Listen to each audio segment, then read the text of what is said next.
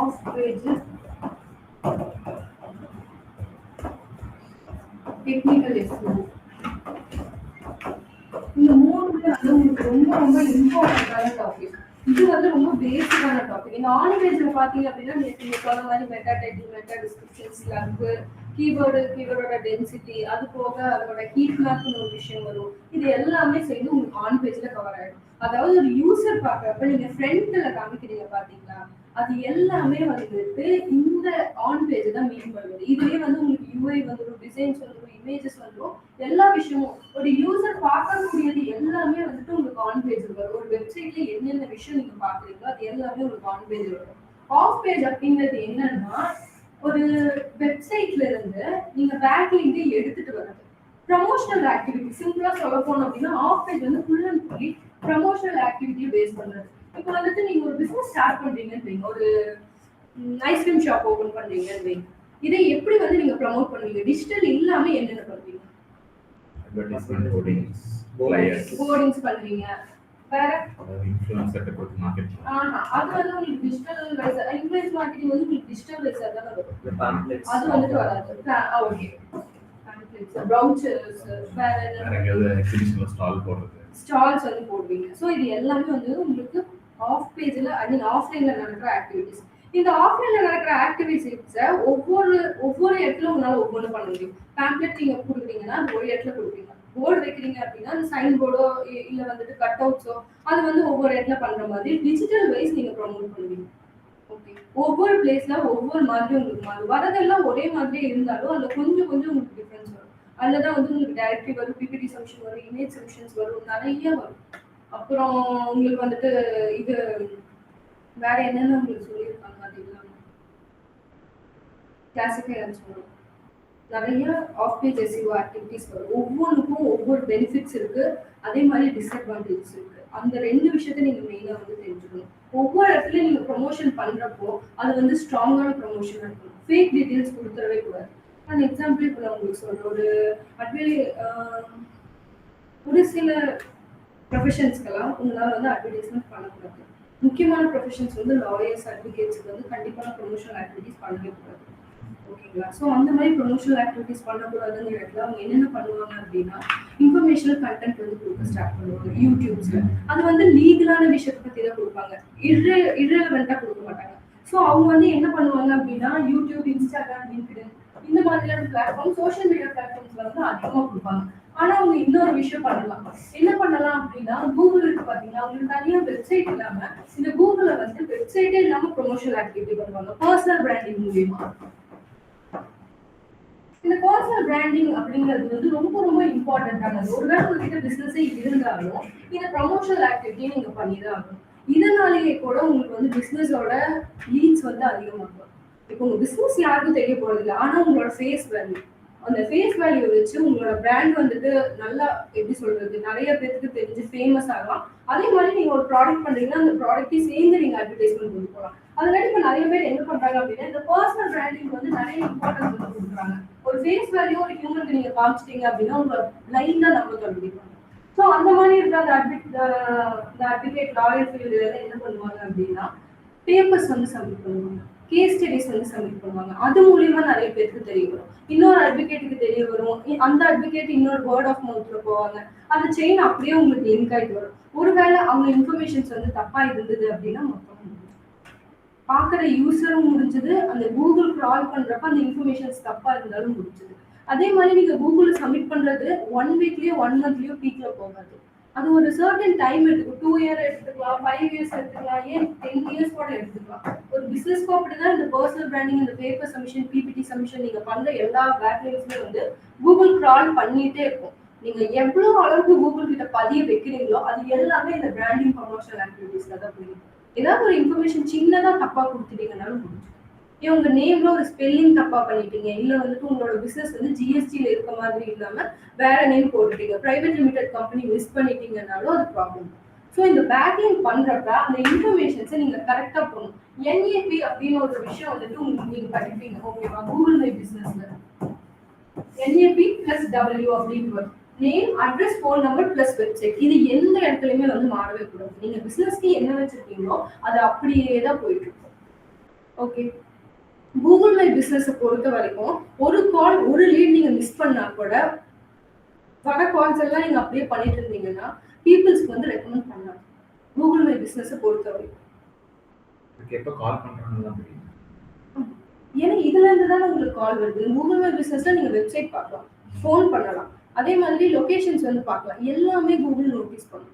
கால் ஒரு 10 பேர் பண்ணி எடுக்கல அப்படின்னா அது நோட்டீஸ் பண்ணும். அது வந்து டெம்பரவரி க்ளோஸ்டுன்னு வரலாம், இல்ல வந்து ஸ்பேம்னு வரலாம். நிறைய விஷயம் வந்துட்டு மாறலாம். நம்ம நினைக்கிற பின்னாடி எந்த டெக்னாலஜி இல்லை அப்படின்னு, ஆனா மைன்யூட்டான டெக்னாலஜிஸ் கூகுள் கிட்ட இருக்கு. எல்லாமே பாட், எல்லா விஷயத்தையும் கால் பண்றதுக்கு ஒரு பாட் இருக்கு. ஸோ ஒரு கால் நீங்க மிஸ் பண்ணா கூட அது வந்துட்டு உங்களுக்கு பேட் இம்ப்ரெஷன்ல தான் போய் முடியும். இந்த என்ஐபி கான்செப்ட் வந்து இந்த ப்ரொமோஷனல் ஆக்டிவிட்டி, அதாவது ஆன் பேஜ்ல ரொம்ப ரொம்ப இம்பார்ட்டன்டானது.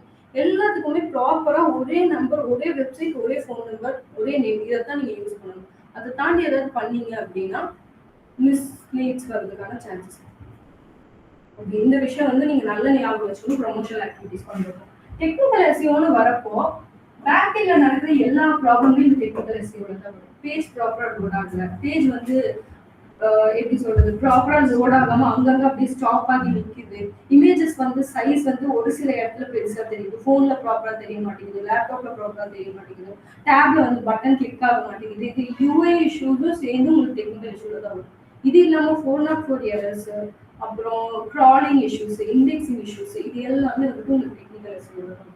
டெக்னிக்கல் எஸ்இஓ பார்ட் வந்து ரொம்ப ரொம்ப இம்பார்ட்டன்ட். இது வந்து யூசருக்கு தெரியும், யூசர்னால ஃபீல் பண்ண தான் முடியும். ஆனா நீங்க ஒரு வெப்சைட்ல ஒர்க் பண்றப்ப இந்த டெக்னிக்கல் எஸ்இஓ ரொம்ப ரொம்ப இம்பார்ட்டன்ட் பார்ட். இதை நீங்க பார்க்கவே ஆகணும். நிறைய பேர் இதை ஸ்கிப் பண்ணிடுவாங்க. ஓகே, ஸோ இந்த டெக்னிக்கல் எஸ்இஓ டோட்டலா டிஃப்ரெண்ட், ஃபுல்லி டெக்னிக்கல் தான். இப்போ வேர்ட் ப்ரெஸ்ஸா இருந்தது அப்படின்னா 30% ஆஃப் ஒர்க் வந்து நீங்க பார்த்துக்கலாம். மிச்ச 70% டெவலப்பர் டிபெண்ட் பண்ணி தான் இருக்கும். இதே வந்துட்டு நீங்க ரியாக்ட் நெக்ஸ்ட் பிஹெச்பி இதுக்கெல்லாம் போயிட்டீங்கன்னா 100% வந்து டெவலப்பரை டிபெண்ட் பண்ணி தான் இருக்கும். ஏன் அப்படி சொன்னா நம்ம டெக்னிக்கலா வந்துட்டு பண்ண முடியாது. ஓகே, அவங்க 5 to 5 வச்சிருப்பாங்க, அதுல போய் நம்ம பண்ணி ஏதாவது சேஞ்ச் ஆகுறதுக்கான சான்சஸ் இருக்கும். ஸோ ஃபுல் அண்ட் ஃபுல்லி டெவலப்பரோட டிபெண்டன்சி இல்லாம பண்ண முடியாது. நீங்க ஒருவேளை ஃப்ரீலான்சிங் ஸ்டார்ட் பண்றீங்க அப்படின்னா கண்டிப்பா ஒரு டெவலப்பர், ஒரு டிசைனர் தேவை. வீடியோ எடிட்டிங் தனியா பண்றீங்கன்னா அதுக்கு ஒரு பர்சன் தேவை. எஸ்இஓ வந்து உங்க ப்ராஜெக்ட் ஜாஸ்தியாச்சு அப்படின்னா அதுக்கு ஒரு பர்சன் தேவை. அது எல்லாத்தையுமே யோசிச்சுட்டு ஒரு ப்ராஜெக்ட் எடுங்க. ஒரு ப்ராஜெக்ட் எடுத்துட்டு டெவலப்பர் தேவை. ஏன்னா கண்டிப்பா நீங்க ஃப்ரீலான்சிங் பண்றப்ப மினிமம் வந்துட்டு ஒரு 3+ இயர்ஸ் ஆகும் உங்களுக்கு எக்ஸ்பீரியன்ஸ் இருக்கணும் டெவலப்பருக்கு. இல்லாட்டி ஃப்ரெஷர்ஸை தூக்கி போட்டீங்கன்னா அவங்களுக்கே தெரியும். கண்டிப்பா சொல்லுங்க, அதையும் வந்துட்டு நீங்க ஞாபகம் வச்சுக்கோங்க. இ-காமர்ஸ் சைட் பார்த்தீங்க அப்படின்னா ஷாப்பிஃபை, வேர்ட்பிரஸ்ல தான் பண்ணியிருப்பாங்க. ஸோ அதுல நீங்க பேசிக்கான விஷயம் பண்ணிக்கலாம். ப்ராடக்ட் சேஞ்ச் பண்றது, இந்த மாதிரி அப்டேட் பண்றது, அப்புறம் பேஜ் வந்துட்டு அவுட் ஆஃப் ஸ்டாக் போயிடுச்சு, இந்த மாதிரியான விஷயம்லாம் பண்ணணும். வந்து டெக்னிக்கலா உங்களால பண்ண முடியாது, அதுக்கு டெவலப்பர் தேவை. ஸோ இந்த விஷயம் புரிஞ்சுக்கணும். இன்னொன்று, ஆஃப் பேஜ் எஸ்இஓ பொறுத்த வரைக்கும் நிறைய டைப்ஸ் ஆஃப் எஸ்இஓஸ் வந்து உங்களுக்கு இருக்கு. நிறைய டைப் ஆஃப் பேக்லிங்க்ஸ், ப்ரமோஷனல் ஆக்டிவிட்டிஸ் இருக்கு. Okay, directory submissions, classifies.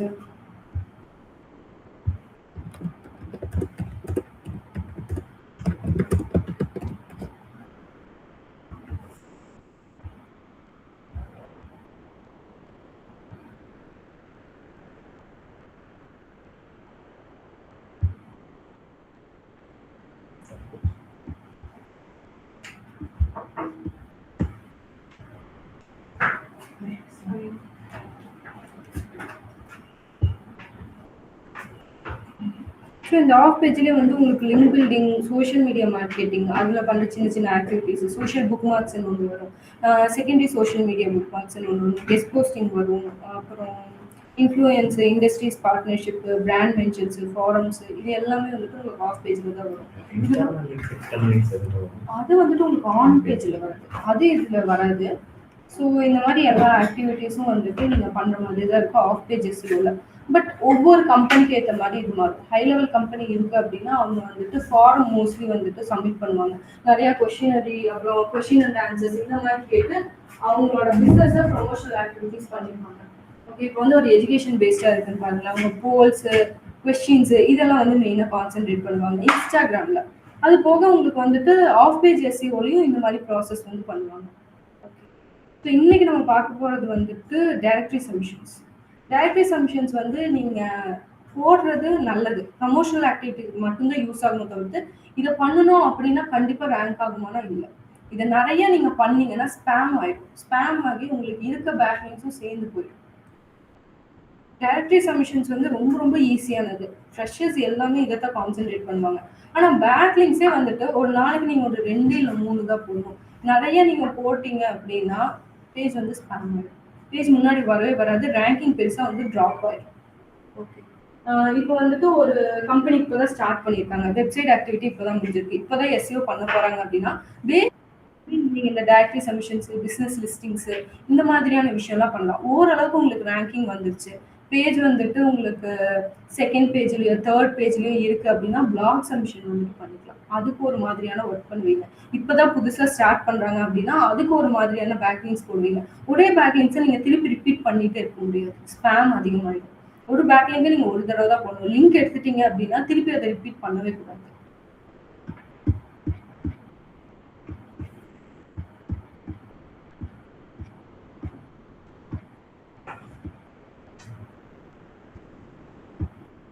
So first இந்த டைரக்டரி சப்மிஷன்ஸ் கூகுள் இல்லாதப்ப எப்படி நடந்துட்டு இருந்தது அப்படின்னா, எல்லோ பேஜஸ் அப்படின்னு ஒரு வெப்சைட் இருக்கு. எல்லாருக்கும் தெரியும் எல்லோ பேஜஸ்.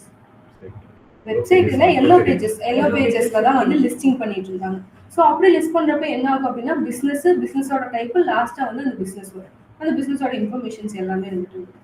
பட் கூகுள் வந்தோடனே டைரக்டரி அப்படிங்கறத ஆன்லைன்லயே கொண்டு வந்தாங்க. ஓகே, டைரக்டரி சப்மிஷன்ஸ்ல பெருசா எதுவும் பண்ண மாட்டீங்க. Name, address, phone number, website இதை மட்டும் தான் நீங்க மோஸ்ட்லி கொடுப்பீங்க. ஸோ இதுலயே வந்துட்டு ஒரு கொஞ்ச நாளைக்கு அப்புறம் என்ன பண்ணாங்க அப்படின்னா, மூணா பிரிச்சாங்க. மூணா பிரிக்கிறப்ப வந்து பெய்டு, இன்னொன்று வந்துட்டு ரெசிப்ரோக்கல்னு ஒன்று வரும். அதுக்கப்புறம் வந்துட்டு உங்களுக்கு ஃப்ரீல கொண்டு வந்தாங்க. அந்த ஃப்ரீல வரப்ப என்ன ஆகும் அப்படின்னா, அந்த அட்மின் வந்து அன்டில் அதை அக்செப்ட் பண்ற வரைக்கும் அது ஹோல்டுல தான் இருக்கும். அப்படியே அக்செப்ட் பண்ணாலும் ஒரு 2 to 3 days வந்து டைரக்டரி இருக்கும். அதுக்கப்புறம் அவங்க வேணா ரிமூவ் பண்ணிடுவாங்க. ஏன்னா நிறைய பீப்புள்ஸ், நிறைய பாப்புலேஷன்ஸ் போட போட அந்த டைமுக்கு ஏற்ற மாதிரி அதை கன்சியூம் பண்ணி அதை ரிமூவ் பண்ணிடுவாங்க. அதுங்காட்டியே இது வந்துட்டு டைம் வந்து ஜாஸ்தி இருக்குமோ தவிர்த்து இதோட அவுட்புட் வந்து நமக்கு பெருசா கிடைக்கும். ஆமா, வெப்சைட்ல பார்ப்பாங்க. உங்களுக்கு ஒவ்வொரு தடவையும் ப்ரொமோஷனல் ஆக்டிவிட்டியா கூகுள் கிரால் பண்றப்ப இந்த மாதிரி ஒரு கம்பெனி இருக்கு, அந்த என்ஏபி வச்சு இந்த மாதிரி ஒரு கம்பெனி இருக்கு அப்படிங்கிற விஷயத்த பதிவு பண்ணி பீப்புள்ஸ் பார்க்குறாங்களா இல்லையாங்கிறத தாண்டி கூகுள் வந்து அதை சேவ் பண்ணி வச்சுக்கிறதுக்காக இந்த டைரக்டரி, இந்த பிசினஸ் லிஸ்டிங் எல்லாம் பண்றோம்.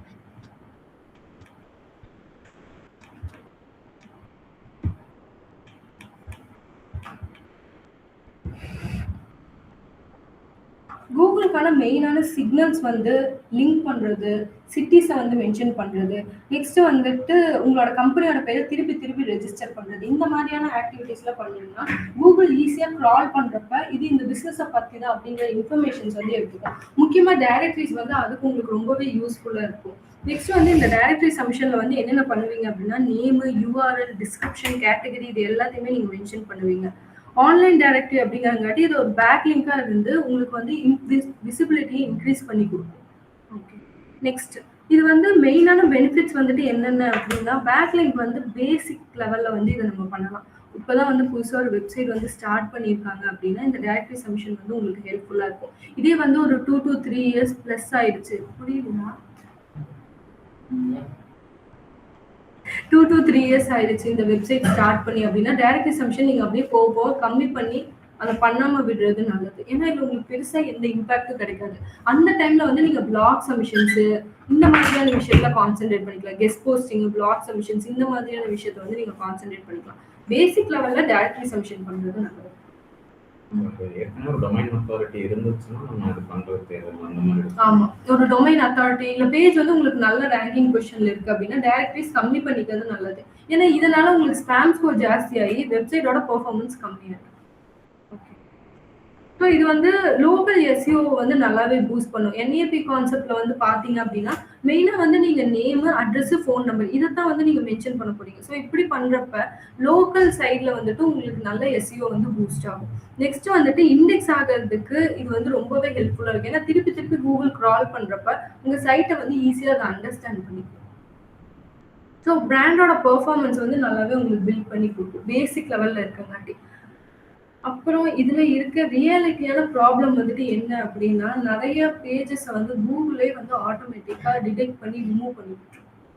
ஏன்னா நெறைய பீப்பிள்ஸ் அந்த சைட்ல போய் அப்டேட் பண்ணிட்டே இருக்கங்காட்டி, அதோட வால்யூம் வந்து ஜாஸ்தி இருக்கங்காட்டி, Google மொத்தமா இந்த சைட்டே தூக்கிரும்.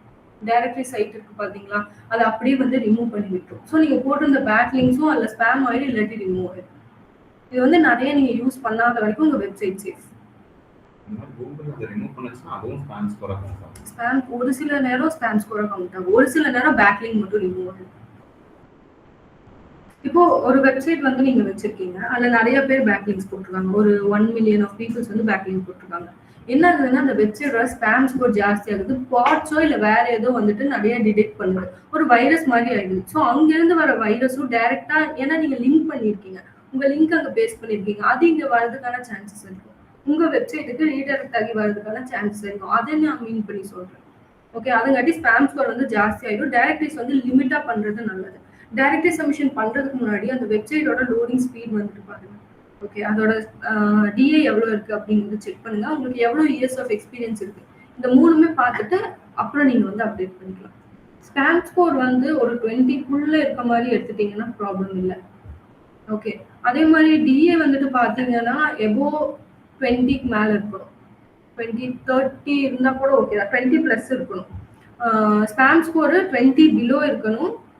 டிஏ வந்துட்டு 20 எபோ இருக்கணும். ஓகே, நெக்ஸ்ட் வந்துட்டு அதோட லோடிங் ஸ்பீடு வந்துட்டு 50 பிளஸ் இருந்ததுன்னா பெட்டர்.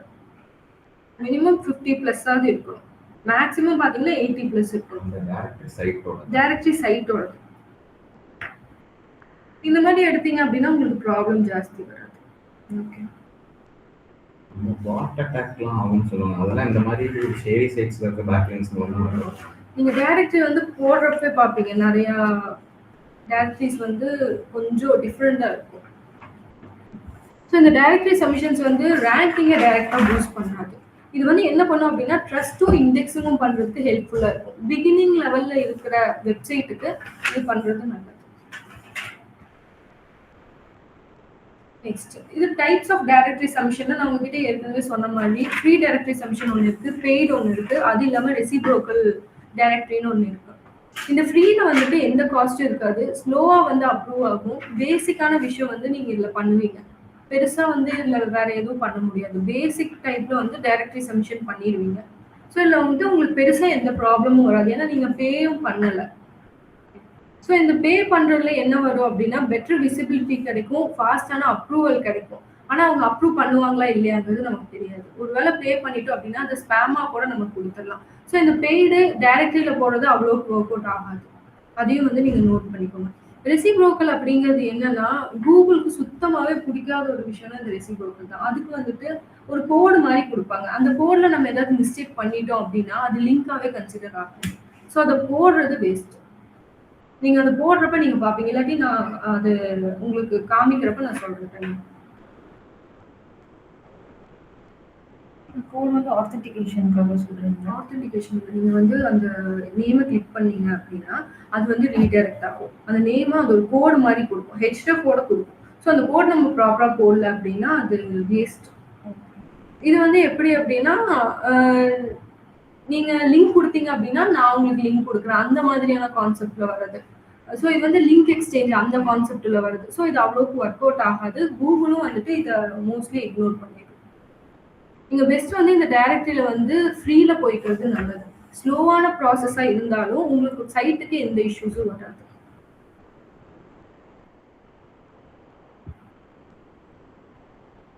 இல்ல என்னென்ன இன்ஃபர்மேஷன்ஸ் வந்து மெயினா போடுவீங்க இதையும் நோட் பண்ணிக்கோங்க.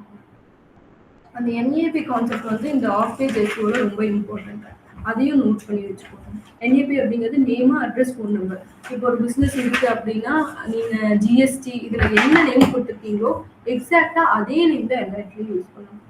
ஓகே, அதுல எந்த ஸ்பெல்லிங்ஸோ எரர்ஸோ எதுவுமே வரக்கூடாது. ஃபோன் நம்பரும் நீங்க எது அப்டேட் பண்ணிருக்கீங்களோ அதுதான் அப்டேட் பண்ணணும். வெப்சைட் உங்களுக்கு தெரிஞ்சது, வெப்சைட் எந்த சேஞ்சஸும் பண்ண முடியாது. ஸோ அது அப்படியே தான் வரும். அட்ரஸும் வந்துட்டு ப்ராப்பரா எந்த அட்ரஸ் கொடுத்துருக்கீங்களோ அதை யூஸ் பண்ணிக்கங்க. இல்லாட்டி வெறும் கோயம்புத்தூர், ஈரோடு அந்த மாதிரியான லொகேஷன்ஸ் மட்டும் யூஸ் பண்ணிட்டே இருந்தா போதும். இப்போ எனக்கு ஒரு டவுட், ஒரு கம்பெனிக்கு 2 மேனேஜிங் டைரக்டர்ஸ் இருக்காங்க, லைக் பிரதர்ஸ். அப்படி இருக்கும்போது 2 நேம்ஸா தானே இருக்கும்.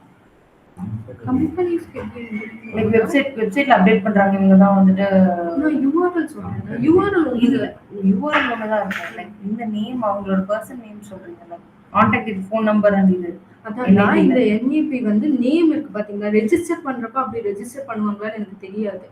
ஓகே, ஜிஎஸ்டில வந்து ஒரு நேம் தான் எனக்கு ரெஜிஸ்டர் பண்ணுவாங்கன்னு தெரியும். அந்த நேம் தான் நீங்க எல்லா இடத்துலயும் யூஸ் பண்ண போறீங்க. லீகல் டாக்குமெண்ட்ஸ்ல என்ன நேம் இருக்கோ அதை தான் யூஸ் பண்ணுவீங்க. கம்பெனி நேம் தான் நான் சொல்லிட்டு இருக்கேன். பர்சனல் நேம் நீங்க யூஸே பண்ணக்கூடாது. பர்சனல் பிராண்டிங் நீங்க பண்ணல. நீங்க வந்து ஃபுல் அண்ட் ஃபுல் கம்பெனியை தான் ஃபோக்கஸ் பண்ண போறீங்க. பர்சனல் பிராண்டிங் பண்ணனும்னா நீங்க ஈஸியா சோஷியல் மீடியா கொடுத்துருக்கலாம். ஒரு ட்ரஸ்ட் வந்து நீங்க இன்க்ரீஸ் பண்றீங்கன்னா தான் கூகுளுக்குள்ள போவீங்க. இல்ல அந்த பர்சன் வந்து ஒரு ப்ரொஃபஷன்ல இருக்காங்க அப்படின்னா அவங்கள வந்துட்டு கூகுள்ல ஸ்ட்ராங் ஆக்கணும். பட் அவங்களுக்கு வெப்சைட் இல்லை அப்படின்னா இந்த விக்கிபீடியா இந்த மாதிரியான சைட்ல எல்லாம் போயிட்டு அவங்களோட இன்ஃபர்மேஷன்ஸ் வந்து ஷேர் பண்ணுவீங்க. ஓகே, ஃபினான்ஷியல் அட்வொகேட்ஸ் இவங்கெல்லாம் வந்துட்டு தனியாக ப்ரொமோஷனல் ஆக்டிவிட்டி பண்ணக்கூடாது. ஓகே, ஸோ அப்படி பண்ணுறாங்க அப்படின்னா கூகுளில் வந்துட்டு அவங்களுக்கு ஸ்ட்ராங்கான ப்ரொஃபைல் இருக்கணும் அப்படிங்கிறங்காட்டி விக்கிபீடியா இந்த மாதிரி பிளேஸ் எல்லாம் போயிட்டு அவங்கள பற்றி சொல்லுவாங்க. அவங்க பண்ண கேஸ் ஸ்டடிஸு, அவங்க என்னென்ன பண்ணியிருக்காங்க, அவங்கக்கிட்ட எவ்வளோ ஸ்டூடெண்ட்ஸ் இருக்காங்க, என்ன பண்ணிட்டு இருக்காங்க, விஷன்ஸ் இந்த மாதிரி எல்லாம் அப்டேட் பண்ணுவாங்க. பெருசாக பிராண்டிங் வந்து அவங்க ஃபோக்கஸ் பண்ண மாட்டாங்க. ஸோ இந்த இன்ஃபர்மேஷன்ஸ் வந்து என்னென்ன நீங்கள் கொடுப்பீங்க அப்படின்னா இது ஒரு செக்லிஸ்ட் மாதிரி. வெப்சைட்டோட யூஆர்எல் கொடுப்பீங்க. ஓகே, அப்புறம் பிஸ்னஸோட நேம் வந்து ப்ராப்பராக கொடுப்பீங்க. டிஸ்கிரிப்ஷன் வந்து 150 to 300 வேர்ட்ஸ்குள்ளே கொடுப்பீங்க. 150லேருந்து 300 வேர்ட்ஸ். கேட்டகரிஸ் வந்து நீங்கள் சூஸ் பண்ணுவீங்க. ஒவ்வொரு பிஸ்னஸ்க்கு ஏற்ற மாதிரி அந்த கேட்டகரிஸ் வந்து மாறும். ஃபேஷன்ஸா, இல்லை வந்துட்டு எஜுகேஷன்ஸா, இல்லை வந்து வேற அதர் பிஸ்னஸா அப்படிங்கிற மாதிரி மாறும். கீவேர்ட்ஸ் வந்து ஆக்சுவலாக அந்த கீவேர்ட்ஸ் வந்து ரொம்ப இம்பார்ட்டண்ட்டானது. நீங்கள் உங்கள் வெப்சைட்டில் எந்த பேஜ்க்காக பண்ண போறீங்க. ஏன்னா இப்போ வந்து தனித்தனியாக பேஜ் வந்து பிரித்து கொடுத்துருவாங்க, இல்லாட்டி வெப்சைட்டை பிரித்து கொடுத்துருவாங்க. அப்படி பிரித்து கொடுக்குறப்ப அந்த வெப்சைட்டுக்கான கீவேர்டு தான் நீங்கள் போடணும். அதாவது உங்களுக்கு பர்டிகுலராக ஒரு பேஜ் கொடுக்குறாங்க பார்த்தீங்களா, அதுக்கான கீவேர்டு தான். ஃபார் எக்ஸாம்பிள் இப்போ நான் எஸ்இஓ பேஜ் கொடுக்குறேன்னு வைங்களேன். எஸ்இஓக்கு தான் நீங்கள் ப்ரொமோஷனல் ஆக்டிவிட்டி பண்ணி அந்த பேஜ் வந்து முன்னாடி கொண்டு வரணும். ஓகே, அப்போ நீங்கள் என்ன பண்ணுவீங்க அப்படின்னா டைட்டில், டிஸ்கிரிப்ஷன், இந்த கீவேர்டு, கேட்டகரி எல்லாமே வந்து எஸ்இஓ ரிலேட்டடாக தான் எடுக்கணும். கீவேர்ட்ஸும் வந்துட்டு SEO companies in Coimbatore, SEO services in Coimbatore அப்படிதான் வந்து நீங்கள் போடணும். டொமைனுக்கு நீங்கள் பண்ணுறீங்க அப்படின்னா அதுக்குன்னு ஒரு கீவேர்ட் செட் ஆஃப் கீவேர்ட்ஸ் வந்து நீங்கள் ஆல்ரெடி வெப்சைட் ஆன் பேஜ் பண்ணுறப்பே அப்டேட் பண்ணியிருப்பீங்க. அதே எடுத்து அதுக்கு தான் பேக்லிங்க் போடணும். அது இல்லாமல் நீங்கள் வேற எதுக்கும் பேக்லிங்க் போடக்கூடாது. ஒன்று டொமைனை கான்சென்ட்ரேட் பண்ணுங்க, இல்லாட்டி பேஜஸை கான்சென்ட்ரேட் பண்ணுங்க. அப்பதான் வந்து உங்களுக்கு பேஜ் அத்தாரிட்டி இன்க்ரீஸ் ஆகும், டொமைனோட அத்தாரிட்டி இன்க்ரீஸ் ஆகும். இப்போ நான் உங்களுக்கு வந்து ஒரு பேஜ் பிரிச்சு கொடுக்குறேன். எஸ்இஓ பேஜ் தான் உங்க பேஜ். ஒன்று நீங்க வந்து டொமைன் பிளஸ் பேஜ் ரெண்டுக்குமே வந்துட்டு பேக்லிங்க் போடணும். இல்லை அந்த பேஜை மட்டும்தான் நான் கான்சென்ட்ரேட் பண்றேன் அப்படின்னா அந்த பேஜுக்கான அதை மட்டும் நீங்க இல்லை அப்டேட் பண்ணீங்கன்னா போதும். அந்த பேஜோட யூஆர்எல், அந்த பேஜுக்கு ஏற்ற டிஸ்கிரிப்ஷன், எஸ்இஓட டிஸ்கிரிப்ஷனு, எஸ்இஓட வெப்சைட் யூஆர்எல், டிஸ்கிரிப்ஷனும் வந்துட்டு எஸ்இஓ ரிலேட்டடா, கீவேர்ட்ஸும் எஸ்இஓ ரிலேட்டடா. Okay, SEO company in Coimbatore, services in Coimbatore, agencies in Coimbatore இந்த மாதிரி மட்டும்தான் நீங்கள் அப்டேட் பண்ணுவீங்க. பர்டிகுலராக அந்த பேஜில் என்ன கீவேர்டு வச்சுருக்கீங்களோ அதை தான் நீங்கள் அப்டேட் பண்ணுவீங்க. இப்போ ஓகே தானே, புரிஞ்சுக்கோங்க. Okay, next keywords. இமெயிலும் இம்பார்ட்டன்ட், ஃபோன் நம்பர், அட்ரஸ், இந்த மூணுமே வந்துட்டு என்ஏபி ரிலேட்டடாக கொடுப்பீங்க. கூகுள் மே பிஸ்னஸில் என்ன நம்பர் கொடுத்துருக்கீங்களோ அதே நீங்கள் இங்கே கொடுத்துருக்கலாம். இல்லை ஏதாவது அஃபிஷியலான டாக்குமெண்ட்ஸில் வந்து என்ன பண்ணியிருக்கீங்களோ அதை அப்படியே இங்கே வந்து ரிப்பீட் பண்ணிக்கலாம்.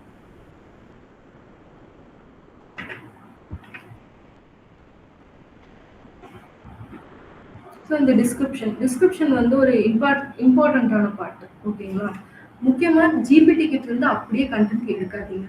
வித் ஹெல்ப் ஆஃப் ஜிபிடியா இருக்கட்டும், பட் அதுலேருந்து அப்படியே எக்ஸாக்டான கண்டென்ட் வந்து எடுக்க வேணாம். ஒன்ஸ் கண்டென்ட் எடுத்து பேஸ்ட் பண்ணிட்டு ஏதாவது டாக்குமெண்ட்ல பேஸ்ட் பண்ணிட்டு கொஞ்சம் கஸ்டமைஸ் பண்ணுங்க. ஏன்னா ஹியூமன் டச் அங்கே கண்டிப்பாக தேவைப்படும். அட்லீஸ்ட் ஒரு வேர்டாவது ரிமூவ் பண்ணிட்டு சேஞ்ச் பண்ணி விடுங்க. ஸோ இதில் எப்படி எழுதுவீங்க அப்படின்னா ஃபர்ஸ்ட் லைன்ல வந்து பிஸ்னஸோட இன்ட்ரோடக்ஷன் மாதிரி கொடுங்க. ஸோ எக்ஸ்ப்ளோர் இன்டெலெக்ட்ஸ் இதெல்லாம் பண்றோம் அப்படிங்கிற மாதிரி. நெக்ஸ்ட் என்ன சர்வீசஸ் பண்றீங்களோ அந்த கீவேர்டும் உங்களால ஆட் பண்ண முடிஞ்சா பண்ணுங்க. கோயம்புத்தூர்னு மென்ஷன் பண்ணாம எஸ்இஓ ரிலேட்டடா ஏதாவது எழுத முடியுமான்னு பாருங்க அந்த டிஸ்கிரிப்ஷன்ல. நெக்ஸ்ட் இந்த தேர்ட் லைன்ல வந்து லொகேஷனை வந்துட்டு இது பண்ணுங்க. இந்த மாதிரி சர்வீசஸ் வந்து கோயம்புத்தூர், இன்னர் அரௌண்ட் கோயம்புத்தூர் வந்து பண்ணிட்டு இருக்கோம், இல்ல இன்னர் அரௌண்ட் இந்தியா தமிழ்நாடு வந்து பண்ணிட்டு இருக்கோம், அந்த மாதிரி வந்து மென்ஷன் பண்ணுங்க.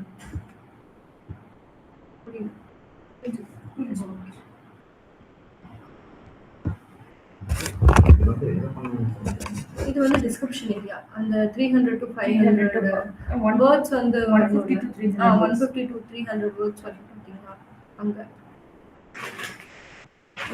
எங்க இருக்கு டைரக்ட் ஏரியா? இன்ஃபோ செக்லிஸ்ட் இல்ல எனக்கு புரியல. எங்க பண்றோம்? இங்க வந்து கம்பெனி நேம் இது இங்க இந்த எழுதிருக்கீங்க. இன்ஃபர்மேஷன் நம்ம எங்க பண்ணணும் கேக்குறோம்? வெப்சைட்லயா, பேஜ்லயா? டைரக்ட்லி இப்ப காமிப்பேன்.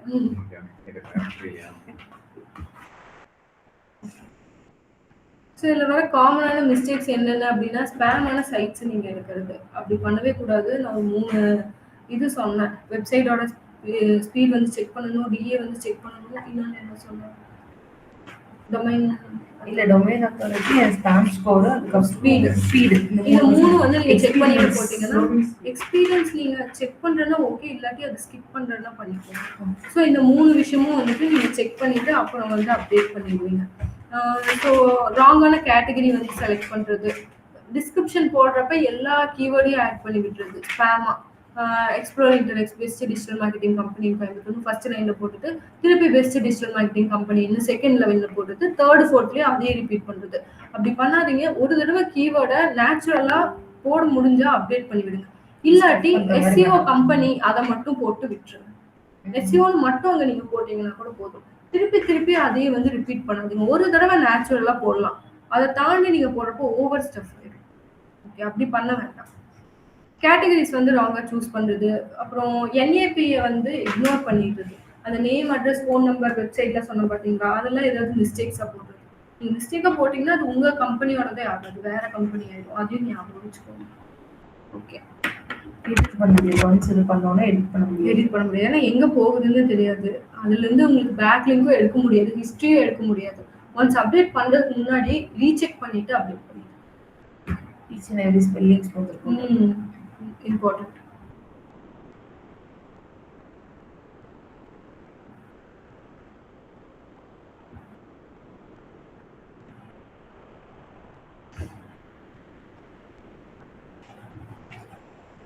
ஸோ இந்த டைரக்டரி சப்மிஷனை பொறுத்த வரைக்கும் ஒரு நியூ வெப்சைட்டுக்கு வந்து நீங்கள் பண்ணலாம்.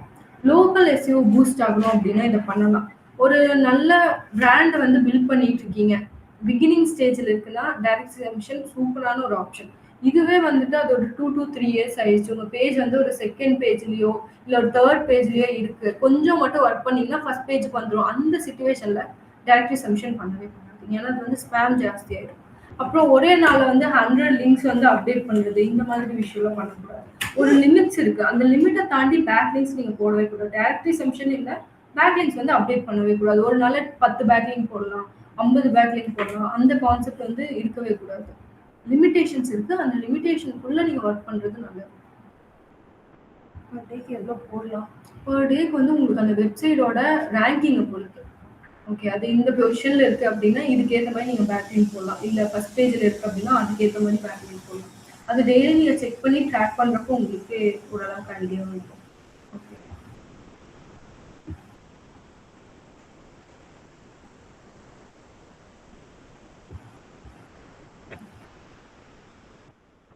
நிறைய வெப்சைட் மட்டும் எடுத்துட்டு உங்களுக்கு சொல்கிறேன், புரிஞ்சுக்கலாம். எனக்கு புரியாமல்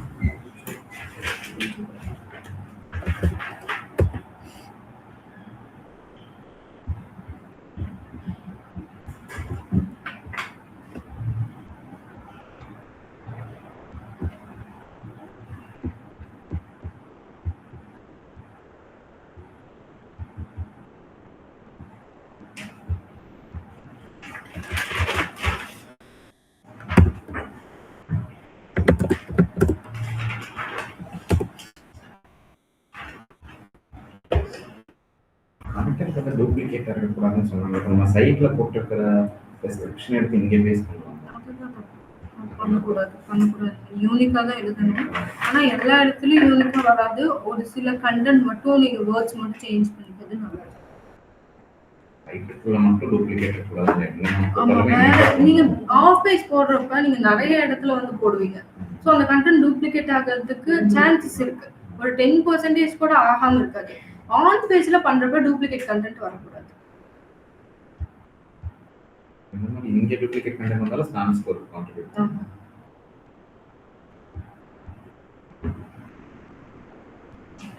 எனக்கு டவுட். இப்போ நான் ஒரு 10 லிங்க்ஸ் எடுத்து வச்சிருக்கேன். அந்த ஈச் 10 லிங்க்லயுமே வந்துட்டு அட்லீஸ்ட் ஒரு 10 டைம்ஸ் ஸ்பேம் போகுது 10%. அப்படின்னா அது கன்சிடர் ஆகுமா ஆகாது? ஸ்கிப் பண்ணிட்டு நெக்ஸ்ட் செட் எடுக்கிறது நல்லது. ஏன்னா அது ஜாஸ்தி ஆகும். ஓவராலாக பார்க்கணும். ஆமா. ஒரு 10 இருந்துச்சுன்னா எல்லாமே ஆட் ஆகும் நம்ம சைட்டுக்கு. டொமைன் அத்தாரிட்டியோட ஆட் ஆகலான்னு தான் சொல்றாங்க. ஆனால் டொமைன் அத்தாரிட்டி ஆட் ஆகிறதுக்கு வந்து உங்களுக்கு பேக்கிங் மட்டுமே இல்லை, டிராஃபிக் நிறைய விஷயம் இருக்கு. அதுல டொமைன் அத்தாரிட்டி இன்க்ரீஸ் பண்ணணும் அப்படின்னா பேக்லிங்ஸ் ஒரு சின்ன ஸ்டெப்பு தானே தவிர்த்து அதையே நீங்க டிபெண்ட் பண்ணி இருக்க முடியாது. ஒருவேளை இப்போ வந்து நீங்க பே பண்ணி ஒரு கெஸ்ட் போஸ்டிங் பண்றீங்கன்னு வைங்க, அதுல இருந்து உங்களுக்கு டொமைன் அத்தாரிட்டி கொஞ்சம் இன்க்ரீஸ் ஆகும். பெய்டு பேக்லிங்ஸ் போறப்ப கொஞ்சம் கொஞ்சம் இன்க்ரீஸ் ஆகும். ஆனா அது நீங்க கொஞ்சம் செக் பண்ணிட்டு ப்ராப்பரா பண்ற மாதிரி இருக்கும். கெஸ்ட் போஸ்டிங்ல நம்ம நினைச்ச மாதிரி பண்ண முடியாது. அதுக்குன்னு ஒரு சில நார்ம்ஸ் இருக்கு. அது எல்லாத்தையுமே நீங்க கரெக்ட் பண்ணி பண்ணா மட்டும்தான் வந்துட்டு அது பேக் லிங்காவோ இல்லாட்டி ஸ்பேமாக வரும். ஸ்பேம் ஸ்கோர் இன்க்ரீஸ் ஆகும்.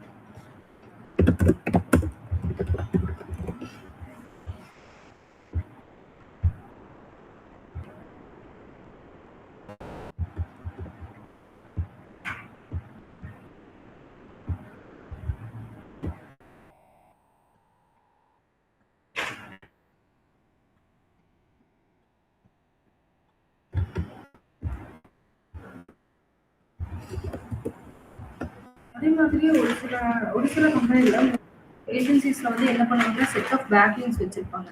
அதே தான் எல்லா கிளைண்ட்டுக்கும் வந்து ரிப்பீட் பண்ணுவாங்க. ஒருவேளை நீங்க வந்து ஸ்பெசிஃபிக்கா உங்க பிசினஸ்க்கு பண்றீங்க அப்படின்னா உங்களோட நீஷ் என்ன அப்படிங்கிறத கண்டுபிடிச்சுக்கோங்க. இப்போ ஒருவேளை நீங்க பார்லர் வைக்க போறீங்க அப்படின்னா அந்த பார்லருக்கு ரிலேட்டடா என்னென்ன பேக்லிங்ஸ் போடலாம் அப்படிங்கிற லிஸ்ட் எடுத்துட்டு அது மூலியமா ஒர்க் பண்ணுங்க. ஏன்னா பார்லர்ஸ்க்கு டைரக்ட் வந்துட்டு அவ்வளோக்கு இது இல்லை. ஆஃப் பேஜ் பண்றதுக்கு வேணா நீங்க யூஸ் பண்ணிக்கலாம். அதாவது சிட்டியை வந்துட்டு மென்ஷன் பண்ணி போடுறங்காட்டி ஒரு லோக்கல் எஸ்இஓ வேணாலும் நீங்க எடுத்துக்கலாம். பட் பியூட்டி பார்லர்ஸ் எங்க என்ன சர்ச் பண்ணுவாங்க அப்படிங்கறத செக் பண்ணுங்க. மோஸ்ட்லி விமன்ஸ் வந்து எந்த பிளேஸ்ல ஜாஸ்தி டைம் ஸ்பெண்ட் பண்ணுவாங்கன்னு பாருங்க. ஓகே, பார்லர்ஸ்ல வந்து நீங்க சோஷியல் மீடியா சைட் போறது பெட்டர் ஆப்ஷன். என்ன கேட்டா நீங்க வெப்சைட் வச்சிருந்தாலும் லோக்கல் எஸ்இஓ மட்டும் நல்லா ஸ்ட்ராங் பண்ணிட்டு கூகுள் மை பிசினஸ் ஸ்ட்ராங் பண்ணிட்டீங்க அப்படின்னா உங்களுக்கு ப்ராப்ளம் இருக்கு. வெப்சைட் வச்சிருந்தா அதுக்கான எஸ்இஓ ஆக்டிவிட்டிஸ் பெருசா நீங்க பண்ண முடியாது. ஏன்னா நீங்களே யோசிச்சு பாருங்க, டைரக்ட் ரிசர்வேஷன்ஸ் இதெல்லாம் வந்துட்டு அவ்வளோக்கு ஒர்க் அவுட் ஆகுமா அப்படின்னா அதுக்கேற்ற மாதிரி நீங்க பிளான் பண்ணுங்க. என்ன பிசினஸோ அதுக்கேற்ற மாதிரி ஃபர்ஸ்ட் பிளான் பண்ணுங்க. அப்பதான் அது யூஸ்ஃபுல். இல்லாட்டி அது அவ்வளோக்கு உங்களுக்கு ஒர்க் அவுட் ஆகாது. பிசினஸ்லாம் வெறும் சோஷியல் மீடியா மார்க்கெட்டிங் பண்ணா போதும். பார்லர்ஸ் அந்த மாதிரி ஒவ்வொரு இதுக்கு ஏற்ற மாதிரி நீங்க மாத்திருப்பீங்க. இதே வந்து ஒரு டிஜிட்டல் மார்க்கெட்டிங் கம்பெனி எடுத்தீங்கன்னா கண்டிப்பா உங்களுக்கு எல்லாமே தேவைப்படும். இதே வந்து பார்லர்ஸ் குக்கிங் ரிலேட்டடானது இவங்கெல்லாம் வந்து சோஷியல் மீடியா கான்சென்ட்ரேட் பண்றது நல்லது என்ன கேட்டா. ஏன்னா அவங்க வெப்சைட் வச்சுக்கலாம். ஏதாவது ஆர்டர் பண்றாங்க அப்படின்னா இ-காமர்ஸ் ரிலேட்டடா வந்து பேக்கிங் இது ரிலேட்டடா வச்சுக்கலாம். ஆனா பார்லர்ஸுக்கு வெப்சைட் அவ்வளோக்கு ஒர்க் அவுட் ஆகுமா அப்படிங்கறத நீங்க செக் பண்ணிக்கிறது நல்லது.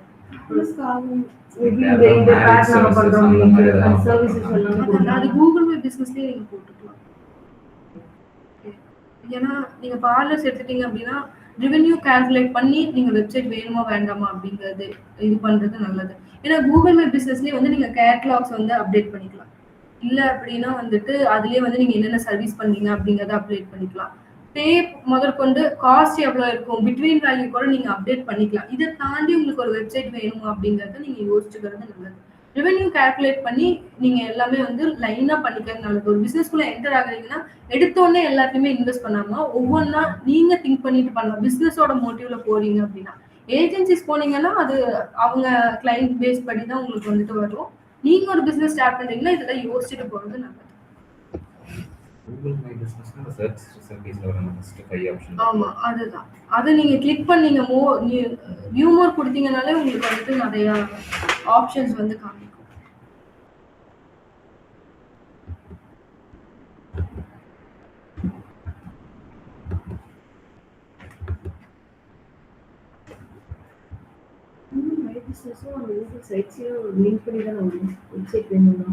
ஆமா, நான் வெப்சைட் வேணும்னா நீங்க லிங்க் பண்ணிக்கலாம். இல்லாட்டி சோஷியல் மீடியாவும் லிங்க் பண்ணிக்கலாம். ஒவ்வொரு பிசினஸ்க்கு ஏற்ற மாதிரி மாறும்.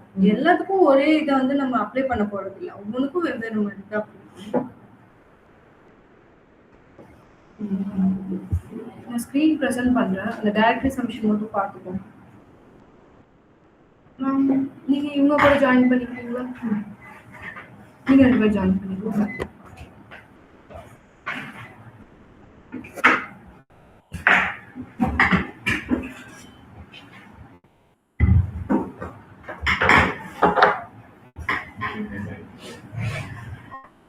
இப்போ இந்த லிங்க் எடுத்தோம் அப்படின்னா இதோட டொமைன் ஸ்கோரு அப்புறம் உங்களுக்கு ஸ்பேம் ஸ்கோர் வந்துட்டு கிடைச்சிடும். 31 இருக்கு, இது வந்து 3% இருக்கு.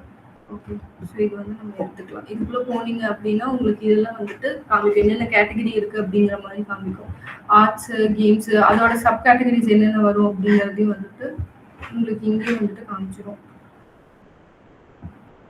ஸோ இதில் என்ன பண்ண போகிறோம், பிஸ்னஸ் வந்துட்டு நம்ம கிளிக் பண்ணிக்கலாம். எனக்கு வந்து இன்டெலெக்ட்ஸ்க்கு தான் பேக்லைன் போட போகிறோம்.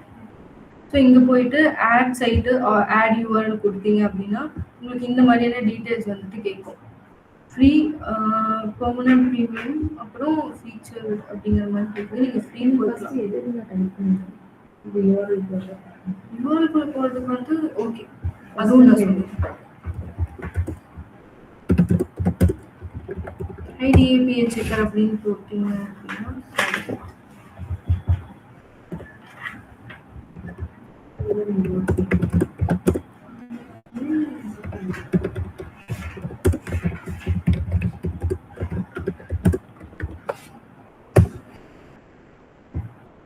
Okay, high DA PA directory submission sage 2026 அப்படின்னு அப்டேட் பண்ணீங்கன்னா அதில் அப்டேட் ஆகிருக்கிறதெல்லாம் வரும். ஃபர்ஸ்ட் வர லிங்கே வந்து கிளிக் பண்ணிக்கோங்க. கிளிக் பண்ணி உள்ள போனீங்க அப்படின்னா உங்களுக்கு இந்த கண்டென்ட் எல்லாம் வந்துட்டு கொடுத்துருப்பாங்க. வேணா நீங்கள் இதை செக் பண்ணி பார்க்கலாம். அதுக்கப்புறம் வெப்சைட்ஸ் வந்து இங்கே காமிச்சிருக்காங்க. இந்த டிஏபிஏ இந்த ஸ்பேம் ஸ்கோர் வந்துட்டு நீங்கள் நம்ப வேண்டாம். இதை எடுத்து நீங்கள் தனியாகவே வெப்சைட்டில் போட்டு செக் பண்ணிக்கிறது நல்லது.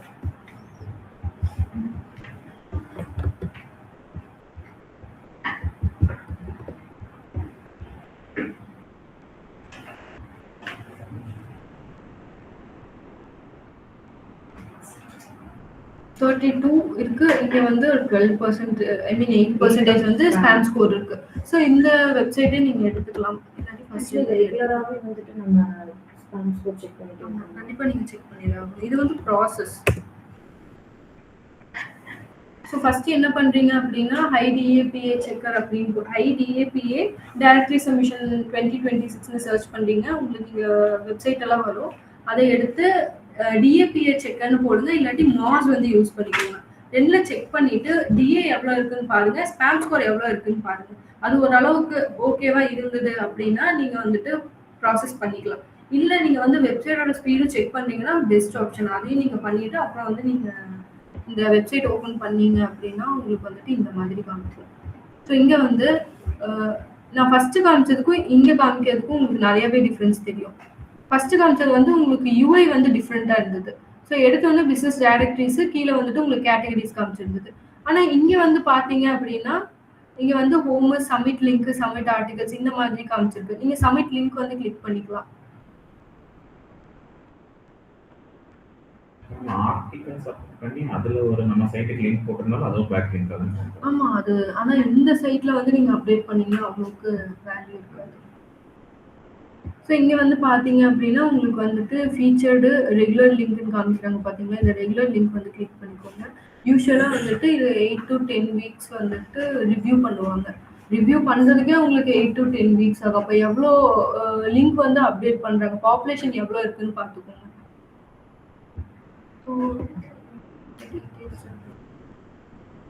ரெண்டு விஷயம் பண்ணலாம். ஒன்னு ஜிபிடி கிட்ட போய் நீங்க ப்ராம்ப்ட் கொடுத்து இதை அப்படியே எடுத்துக்கலாம்.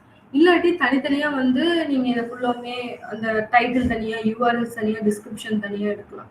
ப்ராம்ப்ட் கொடுத்து போடுறீங்கனாலும் ஓகே தான், இல்லை தனித்தனியா நீங்க அப்டேட் பண்றீங்கனாலும் ஓகே தான். எனக்கு வந்து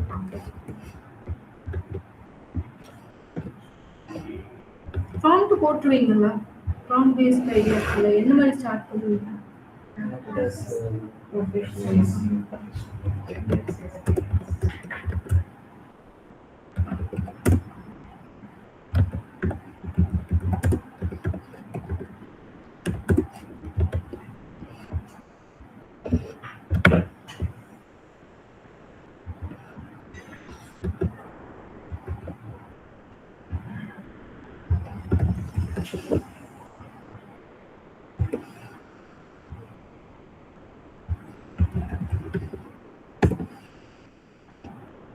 to explore intellectual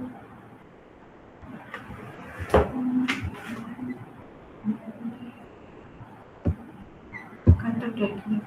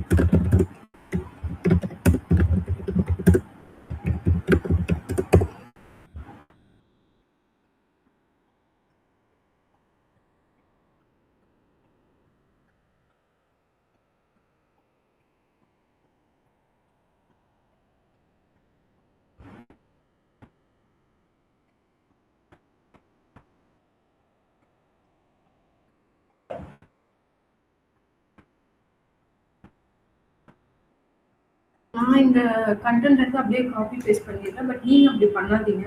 ஒரு டாக்குமெண்ட்ல போட்டுட்டு வெரிஃபை பண்ணிட்டு கொஞ்சம் ஹியூமன் கன்டென்ட்டா ஆட் பண்ணிட்டு அப்புறம் அப்டேட் பண்ணிக்கோங்க.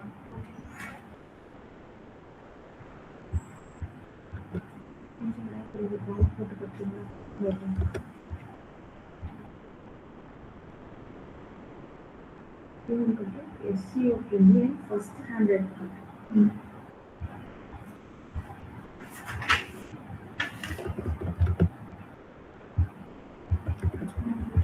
டிஸ்கிரிப்ஷன் வந்து உங்களுக்கு 800 வேர்ட்ஸ் லிமிட்டா இல்லை கேரக்டர்ஸான்னு தெரியல. நீங்கள் அப்டேட் பண்ணி பாருங்க. ஸோ வேர்ட்ஸா கேரக்டரா அப்படிங்கிறத அங்கே மென்ஷன் பண்ணலை. அப்டேட் பண்ணுறப்ப 800 கேரக்டர்ஸ் அப்படிங்கிற மாதிரி கொடுத்துருக்காங்க.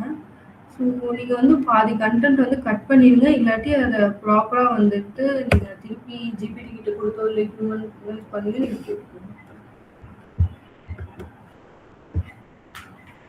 நான் வந்து ஃபுல் அண்ட் ஃபுல்லி கண்டென்ட் ரைட்டிங்க்கு தான் எடுத்திருக்கேன். ஸோ இந்த கீவேர்ட்ஸ் வந்து நீங்கள் எப்படி போடுவீங்க அப்படின்னா, content writers in Coimbatore, best content writer service in Coimbatore, next SEO content writing, இந்த மாதிரி தான் வந்து நீங்கள் போடுவீங்க. நான் உங்ககிட்ட சொன்னல பர்டிகுலராக அந்த பேஜுக்கு போடுறீங்கன்னா அதோட டீட்டெயில்ஸ் மட்டும்தான் இருக்கணும். இங்கே நீங்கள் கண்டென்ட் பார்த்தாலே தெரியும்.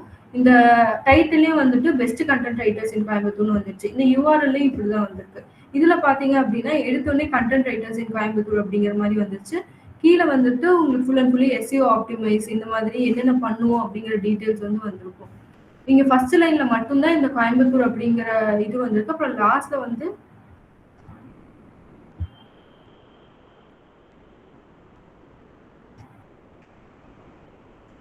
திருப்பி ஒரு SEO best content writer providers in Coimbatore அந்த மாதிரியான ஒரு கீவேர்டு வந்திருக்கு. ஸோ இந்த மாதிரி வரக்கூடாது அப்படின்னா நீங்கள் கொஞ்சம் ஆப்டிமைஸ் பண்ணி போட்டுக்கங்க. நேச்சுரலாக ஒரு தடவை அந்த கீவேர்டு யூஸ் பண்ணீங்கன்னா போதும்.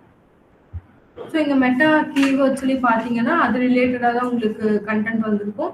இதுலேயும் வந்துட்டு உங்களுக்கு அந்த கீவேர்ட் வந்து திருப்பி ஆட் ஆகிருக்கும். ஓகே, பர்டிகுலராக ஒரு பேஜையோ இல்லை ஒரு சர்வீஸையோ எடுக்கிறீங்க அப்படின்னா அதுக்கான கீவேர்ட்ஸை மட்டும் நீங்கள் அப்டேட் பண்ணணும்.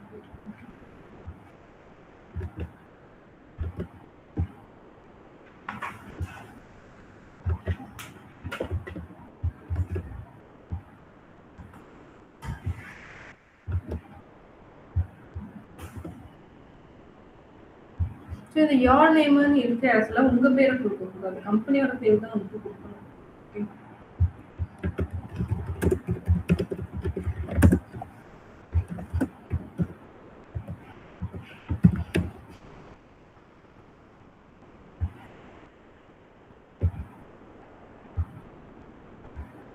கேட்டகரிஸ்ல வந்து பிஸ்னஸ் இருக்கான்னு பாருங்க. இந்த நிறைய கேட்டகரிஸ் கொடுத்துருப்பாங்க. அதை செக் பண்ணி அட்வர்டைஸ் மார்க்கெட்டிங் இது கூட நீங்கள் ஆட் பண்ணுறது நல்லதான். ஏன்னா கண்டென்ட் ரைட்டிங் வந்துட்டு உங்களுக்கு மார்க்கெட்டிங் அது ரிலேட்டடாக தான் வரும். இதே வந்து சாஃப்ட்வேர் கம்பெனி அந்த மாதிரி எடுத்தீங்கன்னா ஐடி சர்வீசஸ் அந்த மாதிரியான கேட்டகரிக்குள்ளே போட்டுக்கோங்க. இதை அப்டேட் பண்ணிவிட்டு கீழே வந்து உங்களுக்கு நம்பர் கொடுத்துருக்கோம்.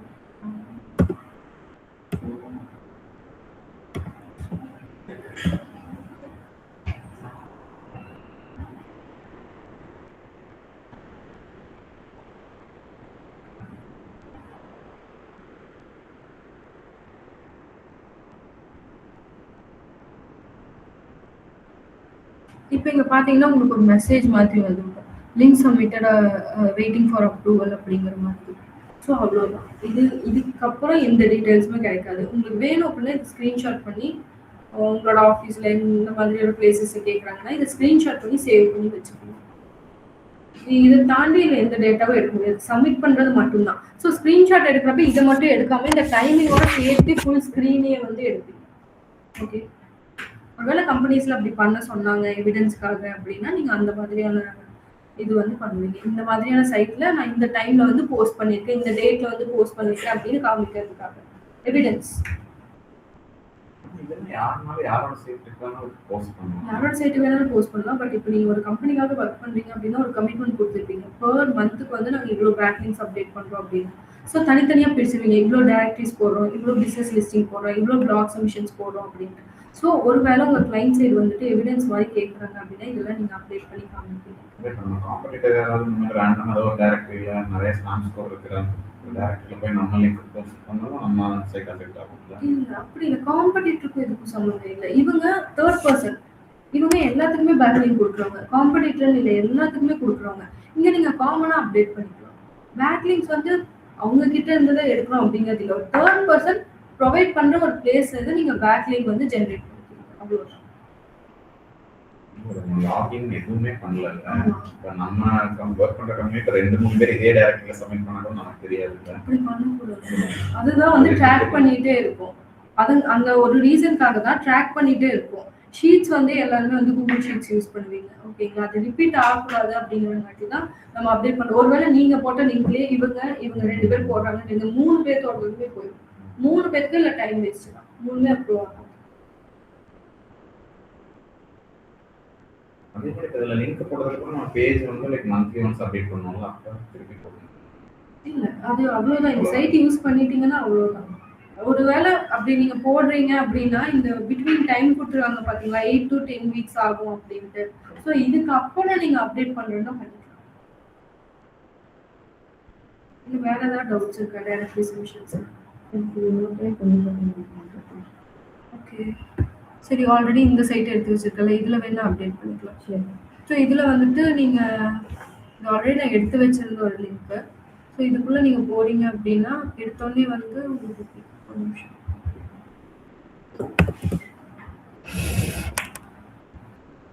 ஓப்பன் பண்ணோடனே உங்களுக்கு இப்படிதான் காமிக்கும். இதில் வந்துட்டு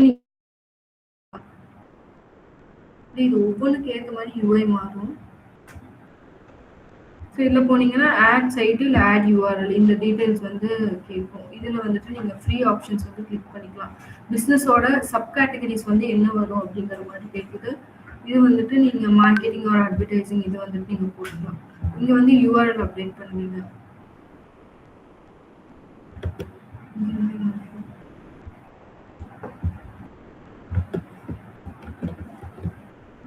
அப்டேட் பண்ணுவீங்க. மேக்ஸிமம் வந்து 60 கேரக்டர்ஸில் டைட்டில் வந்து அப்டேட் பண்ணுவீங்க. அதே மாதிரி நீங்கள் ஒவ்வொரு தடவை கண்டென்ட் எடுக்கிறப்பவும் இதை வந்துட்டு நீங்கள் ரெஃப்ரெஷ் பண்ணிக்கிறது நல்லது. இந்த கண்டென்ட் வந்து திருப்பி நீங்கள் யூஸ் பண்ண முடியாது. ஒரு தடவை பேக்கிங் போட்டிங்கன்னா அந்த கண்டென்ட் ஒரு தடவை யூஸ் பண்ணிட்டீங்கன்னா அவ்வளோதான். நெக்ஸ்ட் டைம் நீங்கள் வேறு கண்டென்ட் எடுக்கணும்.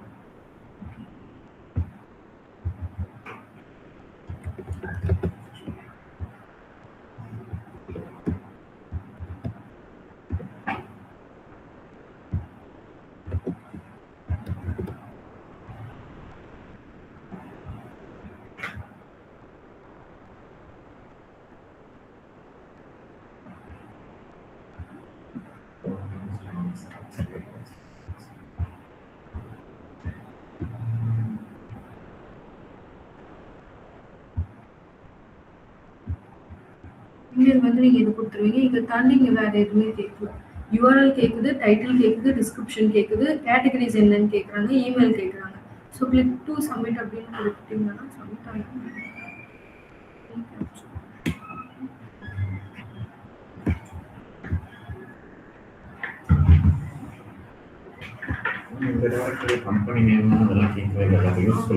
இல்ல அப்படி இல்ல. அதான் நீங்க வந்து லிங்க் அப்டேட் பண்ணிருக்கீங்கல்ல, இந்த யூஆர்எல் விஷயம். ஸோ இந்த ஏதாவது ஒரு இன்ஃபர்மேஷன்ஸ் வந்து ப்ராப்பரா நீங்க போட்டுருக்கீங்கல்ல, அப்படி நீங்க அப்டேட் பண்ணிக்கலாம். சப் கேட்டகரி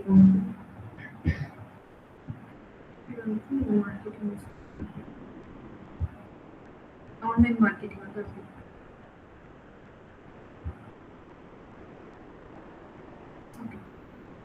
ஸோ இந்த மாதிரி வந்து உங்களுக்கு இது கேட்குறாங்க அப்படின்னா நீங்கள் ஃபுல்லாக ஸ்க்ரீன்ஷாட் எடுத்து வச்சுக்கலாம். வேறு ஏதாவது டவுட்ஸ் இருக்காது? ஓகே, கிளியர் தானே மேம்? உங்களுக்கு ஏதாவது டவுட்ஸ் இருக்குங்க? மற்றவா எல்லாம் கேட்கணும். எனக்கு தெரியாது, பேசிக்காவே எனக்கு தெரியும்.